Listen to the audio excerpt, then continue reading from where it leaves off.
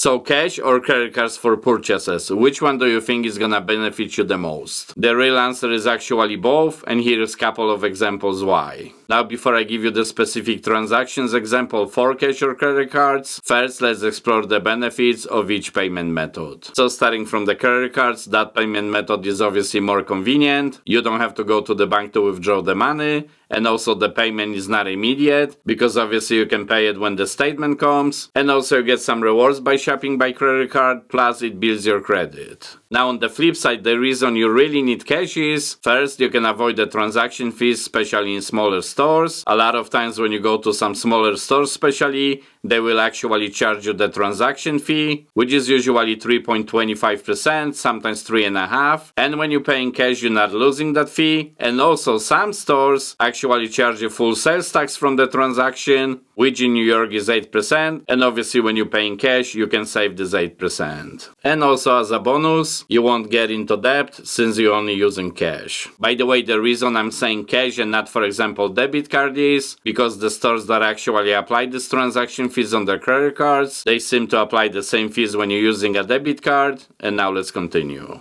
Now let me give you a few examples from my own shopping experience in my local area. So when I go shopping in bigger places, pharmacy, gas station, and my local supermarket and etc., I pay with credit card, of course, because at least I'm earning this 1.5% cash back, for example, on Capital One card. But obviously the only reason it works is because I pay every single statement in full, so I don't pay any interest on any credit cards. Now we have two local pizza places, and if I pay with credit card, the first one will charge me the regular transaction fee, which is about 3.5%, but the second pizzeria charges me the sales tax if I pay with credit card. And when you think about it, that's actually a lot of money, because for example, even good high-yield savings accounts will give you interest of 5% a year, and even if you have investment, for example, into the index fund, they will give you 8 to 10% annually. However, this pizza place will charge you this 8% pretty much immediately, which might not sound a lot because, for example, it's $4 from the $50 purchase, but percentage-wise, this is actually a ton of money that you could save or invest and etc. So that's why besides the credit cards in your wallet, it's always good to have $200 to $300 cash. And I know that's not always easy. Sometimes, for example, I forget to get the cash out from the ATM, or maybe you're struggling financially and you don't really have this $200 to $300 on the account extra that you can easily take out at any time. But if you can do it, this will be definitely first small step into financial prosperity. So I think this is the end of this video, but make sure to click this video next. There is important information in it too. Thank you for watching.